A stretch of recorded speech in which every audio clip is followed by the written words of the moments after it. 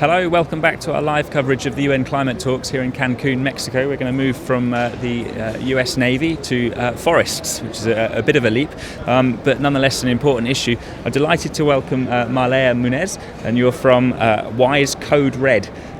Now, Marlea, this is a bit of a difficult issue for me, I'll be honest, because we had a whole show on forests on Friday, and I've been monitoring my inbox for all of the latest press releases telling me about progress, and I want to tell you the two press releases that caught my eye.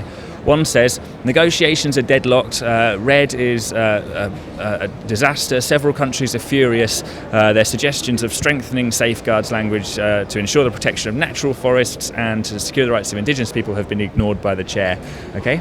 Not a very positive outlook. The second one, that arrived just minutes later, says, the Rainforest Action Delegation leaves Cancun cautiously optimistic about a substantive decision on REDD+ tomorrow. They report there's been great progress made. What do I take from this? Well, things are happening, and I think there will be more things to be settled within the week, and even probably until Saturday morning.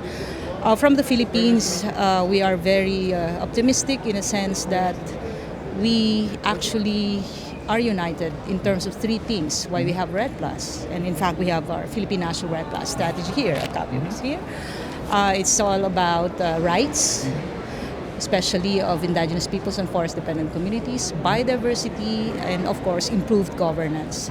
And we see the present text, or the text from Copenhagen, and developing into a new, or rather a revitalized text, I hope, includes reference to the United Nations Declaration on the Rights of Indigenous Peoples, gender considerations, and safeguards.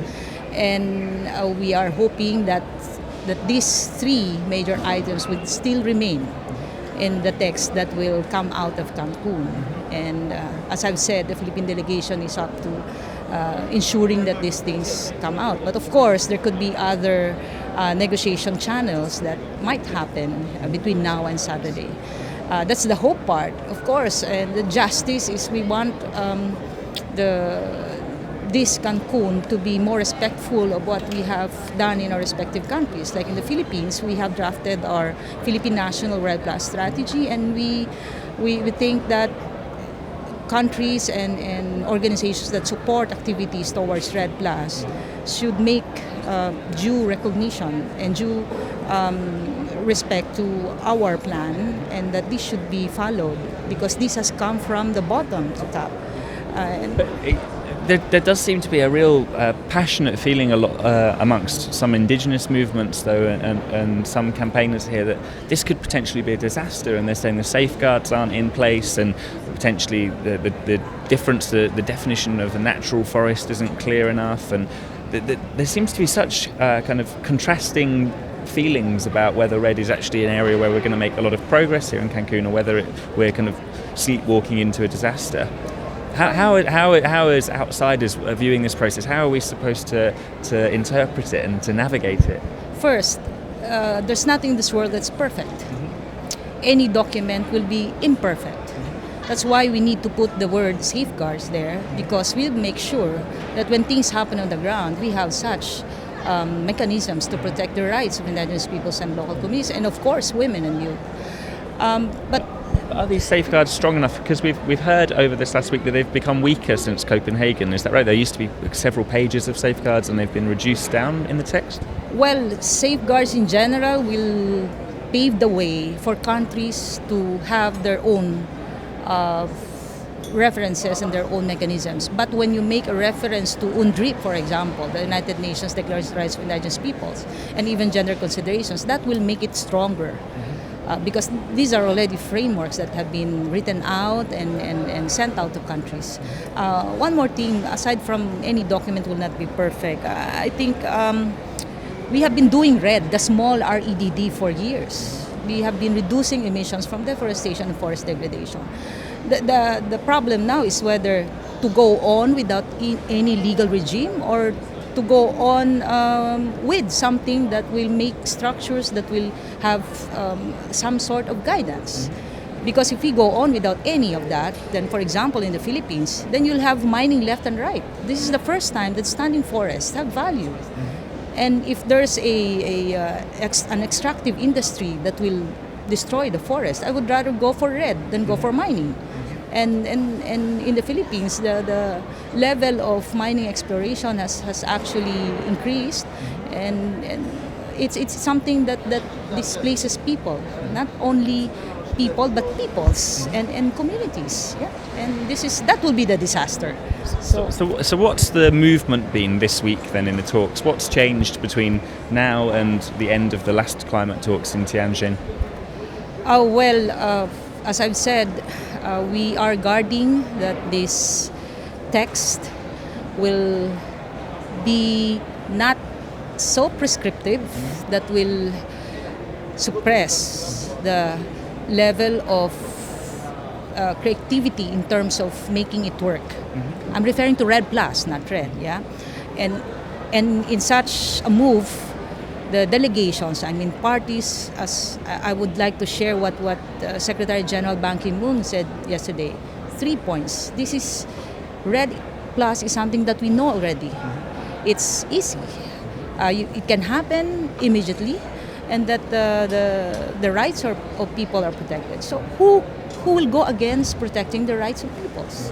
Who will go against reducing deforestation? Who will go against reducing forest degradation?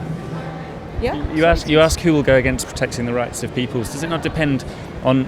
There's huge quantities of money involved here potentially, aren't there? If somebody is in, if forests are given an economic value, and you have to you can pay to keep them up.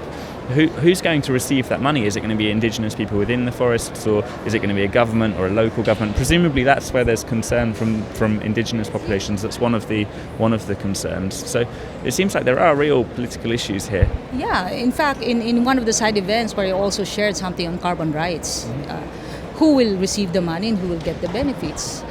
Well, everyone will invoke their rights over carbon, but if there is a platform for dialogue and mechanisms and structures that will talk about benefit sharing, then it can be made. For instance, if you have structures like in the Philippines, we will be organizing our national multi-stakeholder REDD Plus Council.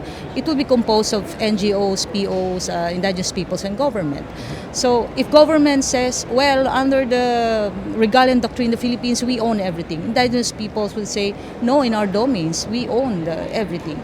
Tenured migrants will say, we have agreements. But then if they go in a session or in a platform where they can talk, which can be done because of a REDD Plus regime, then benefit sharing can be operationalized. And therefore, questions of who owns the carbon can be clarified.